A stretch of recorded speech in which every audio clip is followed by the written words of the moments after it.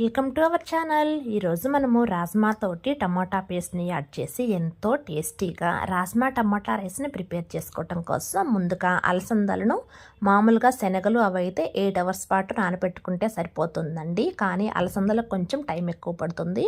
12 hours పాటు వీటిని నానబెట్టేసుకొని ఇవి నానేటప్పుడే నేను శుభ్రంగా కడిగేసి మంచినీళ్ళతో నానబెట్టేసాను. అలా నానిన వాటర్తో సహా కుక్కర్లోకి వేసేసుకొని ఇక కొద్దిగా సాల్ట్ వేసేసుకొని 3 విజిల్స్ వచ్చిందాకా ముందుగా దీన్ని ఉడికించేసుకొని పక్కన పెట్టేసుకుందాము. ఇక ముందుగానే మనము రైస్ని ప్రిపేర్ చేసుకొని ఉంటాం కదా, ఇక ఇవి ఉడికేలోపు ఇక్కడ మనము టమాటా పేస్ట్ని ప్రిపేర్ చేసుకోవాలండి. ఇక దీనికోసం మీడియం సైజు ఉన్న టమాటాలను ఒక 4 తీసుకొని వాటిని ఈ విధంగా ముక్కలుగా కట్ చేసి ఈ టమాటా పేస్ట్ మెత్తగా రావడం కోసం ఇక్కడ నేను టమాటాల్లో ఉన్న రసాన్ని కొంచెం తీస్తే మనకు ఆ పైన ఉన్న చెక్కతో సహా పేస్ట్ మెత్తగా వస్తుందండి. ఎప్పుడైనా ఇలా ట్రై చేసి చూడండి. ఇలా టమాటా ముక్కలను మొత్తం మిక్సీ వేసేసుకున్న తర్వాత ఈ విధంగా మెత్తగా మిక్సీ పట్టుకుంటే సరిపోతుంది. ఇక ఆ రసంతో పాటు ఆ రసం ఉన్న ప్లేట్లోకి ఈ టమాటా పేస్ట్ను కూడా వేసేసుకున్నాము. ఈలోగా మనకు రాజ్మా కూడా బాయిల్ అయింది. ఇక కుక్కర్కున్న ప్రెషర్ పోయిన తర్వాత ఇక వీటిని కూడా వడకట్టేసుకొని పక్కన పెట్టేసుకుందాము. ఇప్పుడు ఇక పోపు కోసం ప్యాన్లో కొద్దిగా ఆయిల్ వేసుకొని ఆయిల్తో పాటు కొద్దిగా నెయ్యిని కూడా యాడ్ చేస్తే టేస్ట్ బాగుంటుందండి.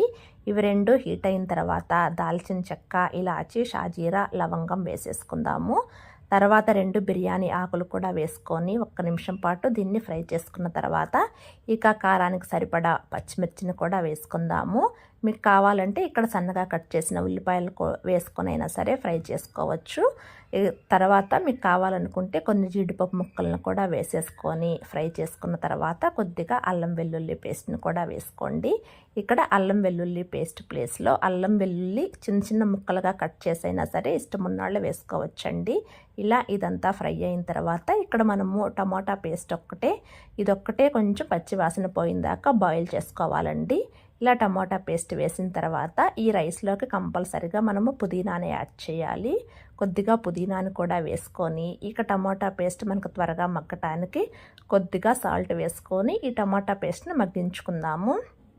ఇలా సాల్ట్ కూడా వేసిన తర్వాత ఒక్కసారి కలిపేసుకొని ఇక్కడ కొత్తిమీర మీకు కావాలంటే లాస్ట్లో యాడ్ చేసుకోవచ్చు. ఇక్కడ నేను టమాటాతో పాటు మగ్గిద్దని చెప్పి ఇక్కడే వేసేస్తున్నానండి. ఇక మూత పెట్టేసుకొని ఈ పేస్ట్కున్న పచ్చివాసన పోయిందాకా ఈ విధంగా బాయిల్ అయితే సరిపోతుంది. ఇక స్టవ్ను కొంచెం సిమ్లో పెట్టేసుకొని ముందుగానే పొడి పొడిగా ఉడికించుకున్న రైస్ మొత్తాన్ని దీనిలోకి వేసేసుకున్నాము. ఈ రైస్ ఉడికించేటప్పుడు ఏ సాల్ట్ యాడ్ చేయలేదండి. ఇక రైస్తో పాటు రాజ్మాను కూడా వేసేసుకొని ఒక్కసారి కలిపేసుకొని ఆల్రెడీ ముందే మనము అలసందల్లో కొద్దిగా సాల్ట్ వేసాము, అలాగే టమోటాల్లో కూడా కొద్దిగా సాల్ట్ వేసాము. ఒక్కసారి టేస్ట్ చూసుకొని సాల్ట్ సరిపోలేదు అంటే అప్పుడు మాత్రమే యాడ్ చేసుకొని కలుపుకోండి. ఒకవేళ మీకు స్పైసీ సరిపోలేదు అనుకుంటే కొద్దిగా ధనియాల పొడి కానీ గరం మసాలా కానీ వేసేసుకొని ఒక్క 2 మినిట్స్ పాటు మగ్గించేసుకుంటే చాలండి. ఎంతో టేస్టీగా ఉండేటువంటి రాజ్మాతోటి టమోటా రైస్ చాలా టేస్టీగా ఉంటుందండి. దీనికి కాంబినేషన్గా ఒక్క రైతా ఉంటే చాలండి, ఇంకేమీ అక్కర్లేదు. మార్నింగ్ టైంలో చాలా ఫాస్ట్గా రెడీ అయ్యేటువంటి ఈ రైస్ రెసిపీని తప్పకుండా ట్రై చేసి పిల్లలకు బాక్స్లో కూడా పెట్టి చూడండి, చాలా టేస్టీగా ఉంటుంది.